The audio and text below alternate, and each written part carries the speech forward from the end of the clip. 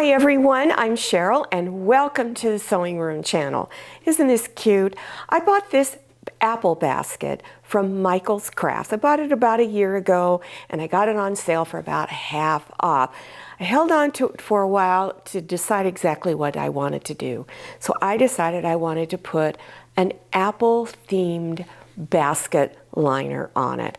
So on this, it's got 1/4 inch double fold bias tape, and then along the sides it has a cutout for the handles and little ties here. And one more little goodie that I added to it, which is just an option, is this little sign that says apples 5 cents. And I did this using Aida cloth and doing a cross stitch design on it. So for those of you who do cross stitch, this is an idea, an option that you can do. For those of you who want to do this, but you don't know how to do cross stitch, I will have a link below taking you to my cross stitch tips in which you can learn how to do this. Okay, let's get started. Now your basket may not be the same size as mine. Not all basket liners are ever going to be exactly the same. Even if you went to Michael's and you bought this same one, the dimensions might be slightly off. So it's important that you measure your basket liner. So you want to measure up around the top, and then you're going to add anywhere from a 1/2 inch to 1 inch. I like my basket liners just a little loose because it's easier to get it on and off of the basket. The next thing you want to do is lay your fabric down and have it the back side, the not so pretty side, facing up. And then you're going to trace all the way around the bottom of your basket. So after you've traced around it, then you want to go ahead and add an extra 1/4 of an inch around that. So you're going to cut out 1/4 of an inch all the way around. To cut your fabric piece for the side, you're going to cut it whatever the measurement was that you calculated up here for around the top of the basket, because you want it at least that big up here. Then you're going to measure the height from the very bottom up to the top, and then add 3 inches to it, because the basket liner is going to come up over the top and down. So you need to add that. So you're going to cut your basket liner that width and that length. Now take the ends, the raw edge ends together, and you're going to have pretty sides together, front side of the fabric. And then go and stitch a 1/4 inch seam along this edge. And then you want to press it flat. Open it up and press it flat. Now fold it where you have a folded edge at each end. Have this seam right in the middle. On each folded edge, you're going to do the following. From the bottom, you're going to come up 2.5 inches. And then coming in about a 1/2 inch, you're going to curve around and go straight down. Then you're going to leave the fabric folded and then cut it out.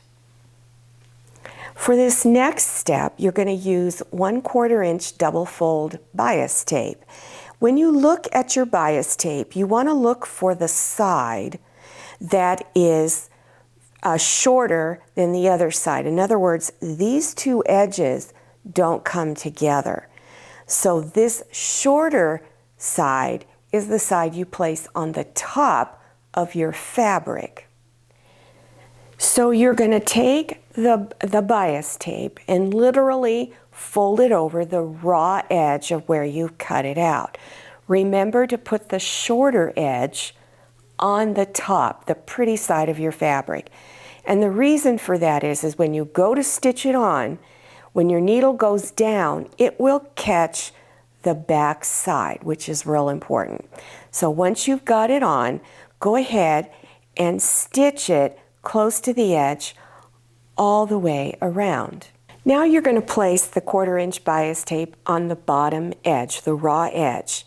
You're going to leave a little tail here of 10 inches. This is for the ties.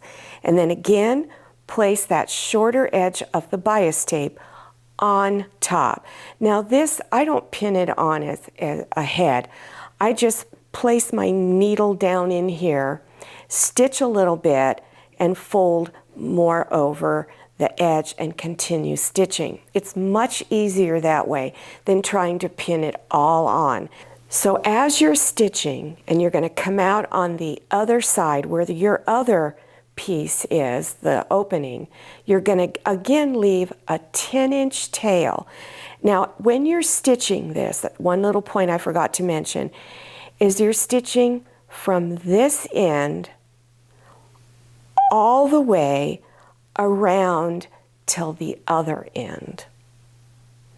So you're doing it on both sides of the opening, and this is what it looks like. I also put a little knot at the end. It's just for decoration. And so do this again on both sides of your opening. Now you're going to do a large basting stitch along this edge all the way around. And this is to help gather up the bottom edge so that it will fit on your circle. So what you would do is you would take your top thread up on this side, and then you would push it, doing a slight gather. You can see how it's just a really slight gather that you're going to do. If you find you've pinned it onto your bottom piece and you have a little extra fabric that's bunching up, just tighten up your gathering stitch by pushing and pulling on that thread. So here's my circle bottom, and then here is the side piece that goes around it. So what you want to do is pin the bottom to the gathered edge of your side piece and just pin it all the way around. If you have problems again with the gathering, it's either too tight or not tight enough, all you need to do is pull on the string to tighten it up, or the thread, or if you need to loosen it, just push it out back to where your end threads are. Then once you've got it all on there correctly, then you want to stitch a 1/4 inch seam all the way around. Well, I hope you enjoyed this tutorial and that you'll try making basket liners. They're really easy. I have other basket liner tutorials. Some are for square baskets. And so if you're interested in learning more about basket liners, there's going to be a link listed below your YouTube screen that you can click on. So you scroll down to the description section and click on Show More or the down arrow, and it will open up and you will see the playlist. Now I'm also creating kind of an apple theme in my kitchen. So I've taken this same fabric, I cut out an apple and used fusible webbing and fused it onto background fabric. Did a little bit of a satin stitch around the edge so that the raw edges were covered, and then made this pot holder. Now this pot holder is a real easy one to do because it's the kind where the fabric on the back folds over around to the front, so you don't have to worry about cutting out binding strips. And then also I made this decorative towel. I made it with the same apple theme. Now, not everybody has an embroidery machine, but if you do, you can stitch something like this on it to kind of stay within that apple theme or whatever theme you're picking. Put some fabric on. I put a little decorative strip of green check fabric to kind of put it all together. Now, I've also going to make this into a centerpiece for my dining table. And as you can see, I've put on this beautiful table topper, and this is one that I made many years ago. I don't have a tutorial on this particular table topper, but I have many other table toppers that you could also make to go along with whatever theme you're making. As you can see, I added flowers to the basket so that it could be the main centerpiece. Now, don't forget to follow me on Instagram and check out my Facebook page. Thank you so much for watching, and I'll see you next time, and happy sewing! If you like the Sewing Room channel, one of the best ways to show your support is to subscribe by clicking on that red subscribe button and give this video a thumbs up. And don't forget to click on share to share this video with your friends. And make sure you click on the bell so you receive notifications for all my new videos. I'm Cheryl, this is Manny, and this is Scotty. See you next time.